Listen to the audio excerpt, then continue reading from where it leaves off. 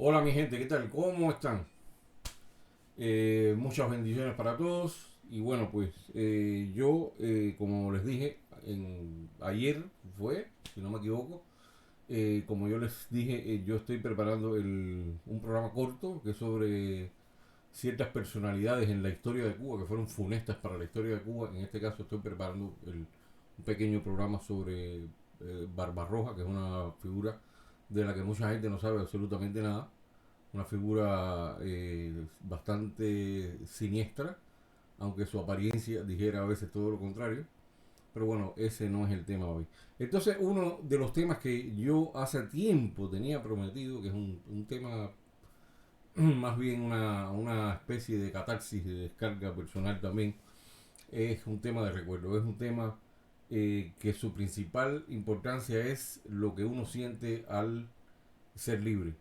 O sea, yo quiero hacer una serie de narraciones sobre mi tránsito de, vamos a decir, de la esclavitud a la libertad, mi tránsito de la desgracia a la felicidad, de mi tránsito de la inutilidad, de sentirse inútil a ser una persona productiva, útil y bueno, pues a sentirse persona aún.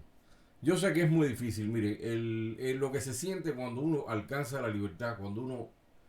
Yo creo que nada más que eso lo puede explicar las personas que lo han experimentado. Hace poco yo estuve viendo los videos de Juanmi, como él llega a tierras de libertad, por fin, todo lo que él ve por el camino. Todas son cosas que nada más que puede experimentar uno en primera persona, no puede transmitírselo a otro tan fácil. Yo lo intento para que la gente tenga una idea. Pero bueno, pienso que es interesante que cada persona que sale de Cuba, cada persona que sale de aquella cosa, no sé ni cómo llamarlo, pues un país del que debíamos haber estado orgullosos y del que todo el mundo ahora quiere largarse.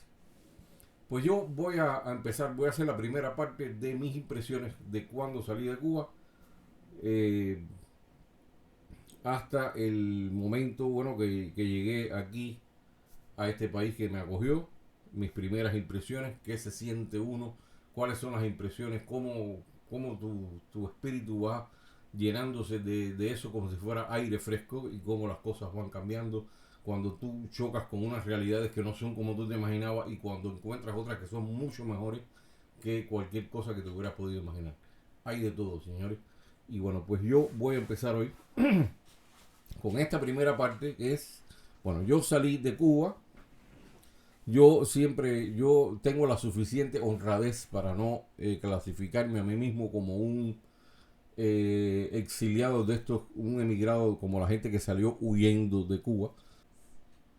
O sea, no me considero a mí mismo un perseguido político como tal. ¿Por qué? Porque a pesar de que yo sé que yo estaba en la mira, eh, en realidad no guardé prisión, nada, no llegó a pasarme nada.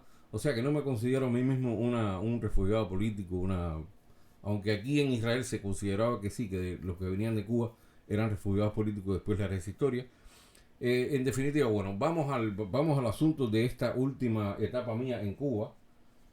Yo estaba marcado, yo era una persona que sabía que estaba marcado porque yo había ocupado una posición política, de dirigente político. Yo dentro de esa posición, yo había sido en un momento inicial considerado una promesa.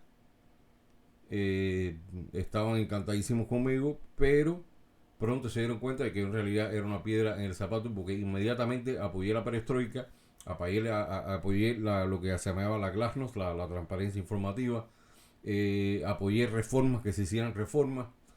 Fidel Castro, por supuesto, no quería nada de eso. Y bueno, pues yo poco a poco me fui convirtiendo más en un problema y más y más. Y al cabo de un año aproximadamente ya ellos terminaron en definitiva por expulsarme. Quisieron incluso hacerme una especie de esto de repudio de esto que bueno no les salió bien, pues yo en definitiva les lancé el carnet por la ventana. Pero bueno, ya uno queda marcado. Además yo tenía, súmesela a todo eso, que yo tenía relaciones con una familia considerada contrarrevolucionaria y sobre todo con el cabeza de familia que era mi gran amigo, que él lo detuvo la seguridad del Estado, lo torturó, le hizo cosas horribles, lo separó de su familia. Es otra historia que un día, si yo tengo el permiso, la voy a hacer entera, entera, tal y como fue, con pelos y señales, que es uno de los grandes crímenes que comete el castrismo. Y bueno, todo eso me marcó. Todo eso me tenía evidentemente marcado. Hasta tal punto que yo, cierta vez, esto es una cosa que no deja de ser entre graciosa y alarmante, ¿no? En ese momento yo me sentí de lo más raro, se lo puedo decir. Yo estaba de visita en un cierto lugar, vamos a decir que es un centro de trabajo, donde fui por cierto detalle y a ver a cierta persona muy cercana a mí, que éramos muy íntimos. Y entonces en ese momento aparece, o sea, es un lugar donde no trabaja todo el mundo, trabajan personas de confianza del gobierno, ¿no? Y ese momento yo estaba ahí, llegué de visita y este señor aparece en ese momento a visitar ahí, a no sé qué detalles de tipo técnico, no sé qué, en definitiva no recuerdo bien. Era un individuo mulato, de estatura mediana a baja, pero me chocó enseguida que estaba vestido, a pesar de ser una ropa de esta de mezclilla, una ropa muy buena, de tremenda calidad. Tenía incluso una camisa de estas de Gap, que son unas camisas caras. Tenía una colonia también cara, una colonia creo que era de, si el olor no me engaña, creo que era de Carolina Herrera, algo de eso. Tenía un individuo impecable, pero tenía esa desenvoltura, esa especie de actitud medio prepotente así que tiene la gente que tiene poder. Y en cuanto el hombre llegó, que veo que tiene un celular carísimo y que además tiene un walkie-talkie, un radio, pues ya me doy cuenta que ese tipo lo que era. Tenía un reloj también carísimo, un Seiko de los más caros. Y bueno, yo soy muy observador porque soy caricaturista. Y entonces el hombre empieza ahí a despacharse. A mí me habían presentado como una persona muy de confianza ahí, muy cercana, que sé cuánto. Él no se fijó bien, pero al cabo del rato de estar ahí, que él empieza a hablar y él empieza a hablar por ese radio y por eso de manera libre, por el teléfono, perdón. Y la conversación era realmente siniestra. Este hombre empieza a hablar con otro individuo que estaba en línea y le decía, la orientación que hay con ese elemento es arañarle la pintura. Y eso ustedes me lo tienen que hacer ya. Y yo me quedé así porque me di cuenta ya de lo que estaban hablando. Arañar la pintura en el argot de esta gente es desprestigiar a un opositor. Casi siempre, ¿no? O sea, con la gente común ellos no se meten. O sea, embarrarlo con algún delito común o con algún comercio ilícito, con una actitud sexual que se le pueda sacar en cara, corrupción, cualquier cosa, como mismo trataron de hacer con muchos opositores, trataron incluso con Osvaldo Payá, que por ser una persona tan íntegra, tan honrada, nunca pudieron ensuciarlo y por eso más tarde lo mataron. Y bueno, yo estaba viendo aquella conversación y yo estaba pasmado. Pero además pasó un rato, el individuo ya deja de esa conversación y empieza a fijarse un poco más y de repente veo que empieza a mirarme y me dice, yo te conozco a ti de alguna parte. Y yo en ese momento sentí el escalofrío, dije, este individuo me va a reconocer porque yo seguro que estoy en algún archivo de esta gente y él me acaba de reconocer. Y entonces él se esforzaba por tratar de memorizar de dónde me había visto, de dónde me conocía. Y me decía, sí, tú no, yo te conozco a ti. Y yo le decía, bueno, puede ser. Y puede ser. Y entonces, lo que pasaba es que le era difícil reconocerme, porque esta gente son entrenados, son gente que tiene muy buena memoria. Parece que le era difícil reconocerme por el contexto en que estábamos, que él no se imaginaba que yo pudiera ser una persona que estaba bajo vigilancia.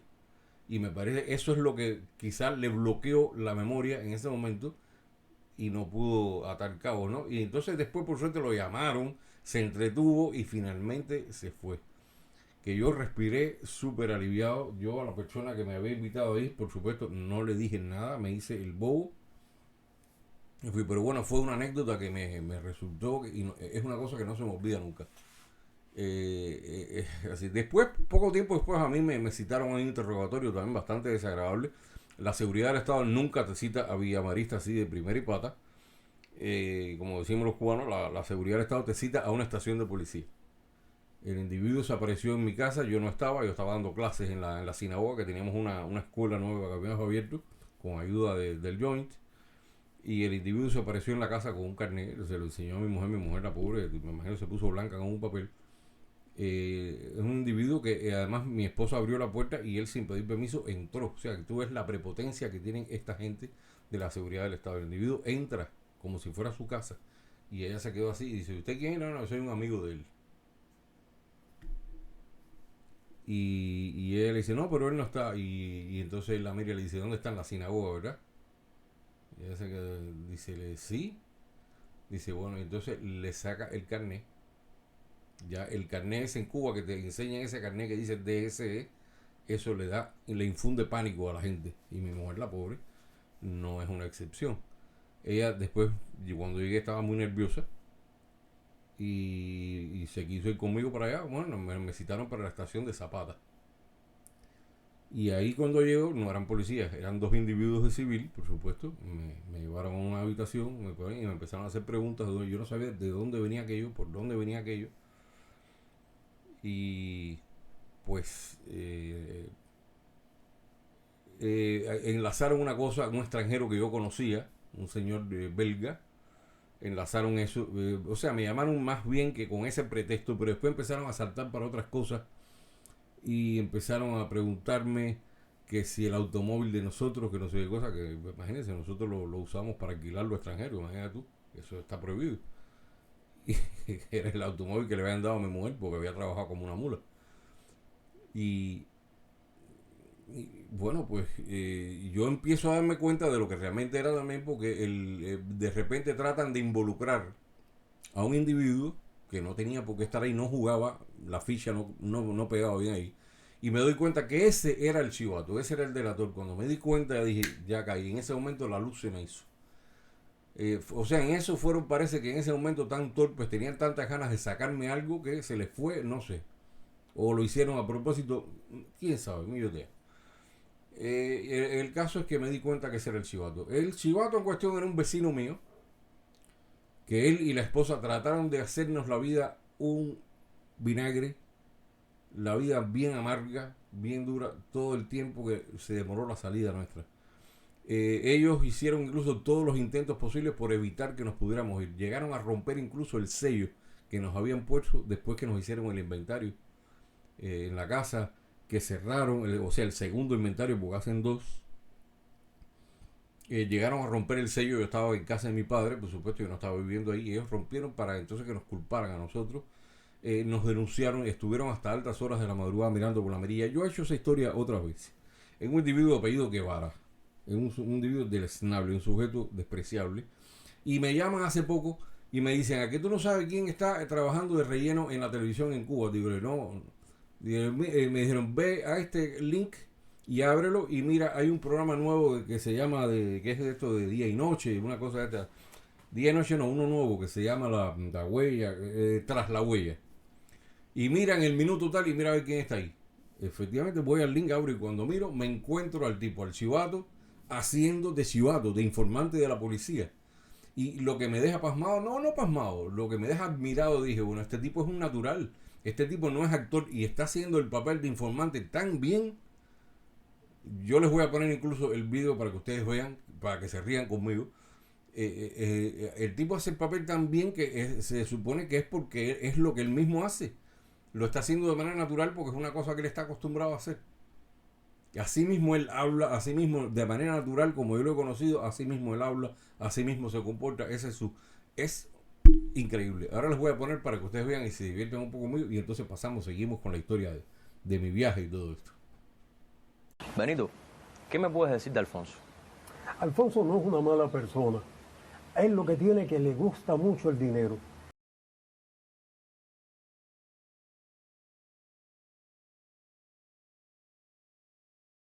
Él tiene varios negocios y el más importante es un barcito al que asisten clientes extranjeros y tiene un grupo de muchachas que los atienden. Usted me entiende, ¿verdad?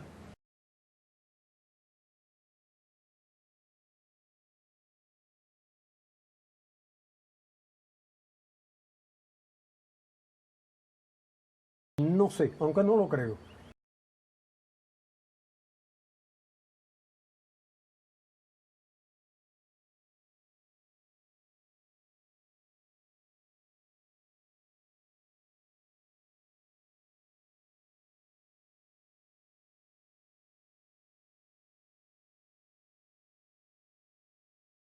al menos abiertamente. Él debe tener a alguien que se ocupe de eso en su lugar. Él lo conozco hace un burujón de años. Lo que pasa es que no creo que sea una persona que inicie una reyerta.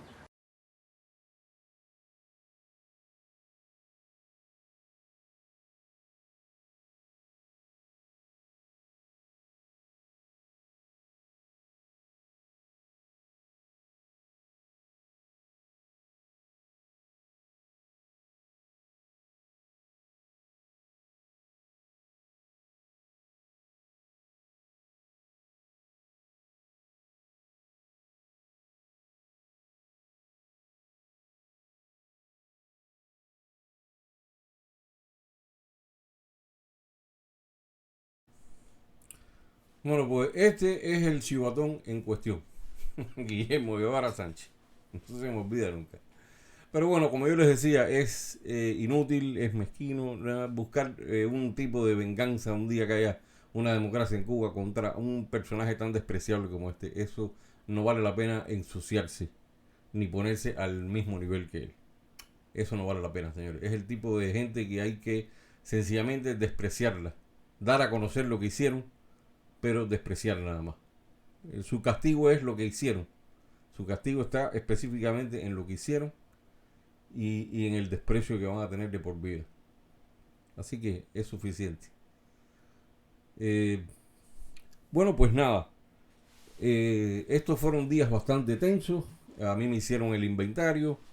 Vinieron aquella primera vez a hacer el inventario. Recuerdo que después que nos hicieron el primer inventario, se nos rompió un vaso, creo, y faltaba otra cosita más, no sé qué, una tontería, un adornito o algo de eso. Y después que cuando vinieron la segunda vez a hacer el inventario, tremendo problema que fue aquello, porque faltaba el vaso y entonces había, cuando se rompe un vaso, hay que guardar el culo del vaso, el fondo del vaso, hay que guardarlo como prueba de que había un vaso que se rompió. Ve hasta dónde llegan hasta dónde llegan las tonterías de esta gente y la maldad y toda la ruindad de este sistema. Y entonces por suerte la vecina, que era una señora ya mayor, muy buena la pobre, ya fallecida, me trajo un vaso y me lo regaló y me lo dio. Un vaso igual de aquellos vasos. Era un vaso de aquellos soviéticos que había, que había veces que se caían al suelo y empezaban a rebotar y a dar golpes por todos lados y no se rompían porque eran a prueba de todo. Y bueno, pero a mí ese se me había caído, se me había hecho añico.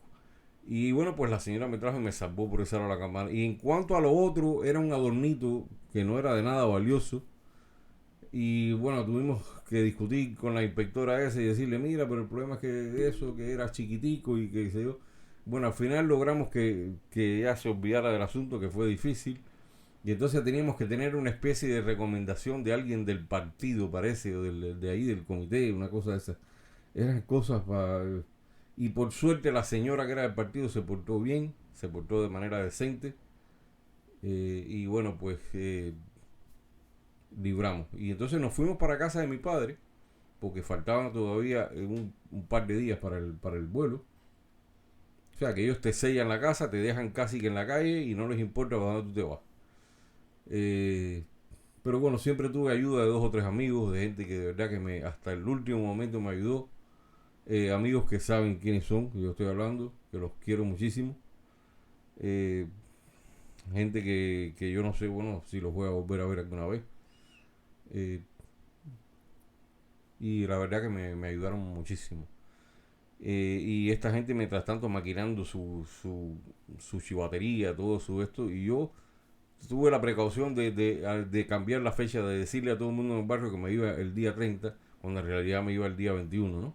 Y esto que fue una inspiración casi que inconsciente que tuve, dio un resultado increíble porque ellos me denunciaron calcularon entre el día 25 más o menos para denunciarme, para impedirme la salida, pensando que yo me iba el 30. Ya yo estaba allá, aquí en Tierra Santa, gracias a Dios. Así que bueno, esa historia ya la hice una vez, pero bueno, es para no alejarme del contexto, ¿no? Bueno, pues nada, nosotros finalmente estuvimos en casa de mi padre. Siempre es duro despedirse de la gente que uno quiere. Yo estaba tranquilo ya porque mi padre, bueno, ya mi madre había fallecido hace años ya. Mi padre estaba solo, pero entonces él había encontrado una mujer que lo atendía muy bien. Y ya eso me hacía a mí por lo menos irme ya más tranquilo. Y bueno, era una cosa que me pesaba menos. Me despedí de la familia más cercana, de los amigos más cercanos, que fue muy duro siempre. Y bueno, pues nada, emprendí el viaje día 21 de mayo del 2001. Una época en que Israel estaba bastante convulso, pero no teníamos idea de cómo era hasta qué punto, ¿no? Pues recuerdo que fue un vuelo que era por Air France. Ya nosotros habíamos hecho todos los trámites. Éramos un grupo alrededor de 15 personas que nos íbamos, de cubanos, que nos íbamos por esa vía, por vía de hacer Aliyah, o sea, emigración a Israel, es como se llama, Aliyah, ascensión. Y tomamos, bueno, pues ese vuelo de... nos estuvimos muy nerviosos todo el tiempo, no les voy a mentir. Teníamos mucha aprensión todo el tiempo. Yo sentía los nombres en el altavoz y me parecía que era el mío que me estaban llamando a mí. Eh, Mi esposa se llevaba por su carrera, se llevaba muchos libros. Eh, o sea, no teníamos idea de si esos libros iban a ser caros en el extranjero, si los habría, ¿no? Es la desinformación que uno tiene. Y yo recuerdo que tuve que dedicarme con una lija a lijar todo lo que decía en aquellos libros, que eran libros que el gobierno en Cuba se había robado. Eran libros por los cuales no se pagaban derechos de autor en Cuba. Y tenían el cinismo de ponerle aquello edición revolucionaria. Le ponían ER, así un logo que tenía. Y esos eran libros que se habían apropiado de ellos sin pagar derechos de autor, los reproducían en Cuba libremente sin pagar nada. Eso se llamaba edición revolucionaria y esos libros estaban prohibidos sacarlos de Cuba. Y entonces yo, con mucho cuidado, y entonces ellos, me imagino que en el aeropuerto lo que revisaban era que tuviera el logo de él, ¿no? Y yo con un papel de lija tuve que, a todos esos libros de mi mujer, que además pesaban, lijarlos con mucho cuidado, que no se viera para nada lo que decía edición revolucionaria. Y al final, bueno, pues los libros lograron salir. Eh, Pasó todo el nerviosismo aquel. Yo no sé cómo yo no fui al baño más veces. Recuerdo ese avión que era un Boeing, que era un Boeing 747. Recuerdo que no fue un viaje muy cómodo, no fue un viaje muy cómodo porque hacía calor, no sé por qué hacía tanto calor en ese avión. No había aeromosas, eran aeromosos. Un detalle que me llamó la atención, pero que bueno. El té era mediocre, el café era espantoso. Pero bueno, yo ya lo que me interesaba era salir de allí. Y bueno, me tocó al lado dos alemanas al lado mío. Y detrás de mí estaba el asiento, que estaba mi esposa, estaba el niño. Y mi hija con su mamá y su esposo, que estaban para el otro lado. Lo que nos fuimos en el mismo avión. Y el resto de los cubanos estaban así más o menos desperdigados por todo aquello, por toda esa sección del avión. Recuerdo, bueno, que era mi primer viaje en un avión grande. O sea, mi primer viaje en un avión así, había sido un viaje casi surrealista. En un avión chiquito de esto, desde La Habana a Bayamo, que prefiero no recordarlo. Me parecía que el avión aquel parecía que se iba a desarmar, que las tuercas iban a salir volando de un momento a otro. Y yo ya me imaginaba hasta que veía partes de las nubes metidas dentro del avión. No, aquello fue muy desagradable. Y esta era la primera vez que yo viajaba en un avión grande, y más en un Boeing, ¿no? Y bueno, una maravilla, eso de la tecnología y todo lo que uno... Y bueno, y al lado mío, a mano izquierda, quedaba un señor francés con una peste. Y yo, para mis adentros, pensaba, bueno, esto en Francia del perfume tiene que ser una cosa, o se echan el perfume encima sin bañarse, no sé cómo es la vuelta, pero qué mal olor tenía ese hombre, era imposible. Y yo tenía que estar todo el tiempo. Entonces las alemanas, cada 5 minutos, no sé si es porque los alemanes toman mucha cerveza, ellas iban a orinar cada 5 minutos, las dos rubias aquí. Bueno, fue un viaje bastante incómodo. Llegamos finalmente, después de todas esas horas, llegamos al aeropuerto Charles de Gaulle, ahí en Francia. Después nos vino a buscar un señor de la embajada israelí. Nos llevó en un bus de esto hasta un hotel cercano ahí del aeropuerto, el Hotel Ibis se llamaba, no se me olvida. Y bueno, pues ahí, imagínense, los cubanos empezamos a chocar con lo que era el desarrollo. Esto se los voy a dejar ahora para la segunda parte, porque son detalles que merecen la pena, porque pasan de lo más cómico a lo más trágico, se los aseguro. Así que bueno, vamos a vernos en una segunda parte. Voy a dejar esto por aquí. Por ahora lo voy a dejar aquí. Así que los invito después a que estén conmigo la segunda parte. Y les mando un abrazo como siempre.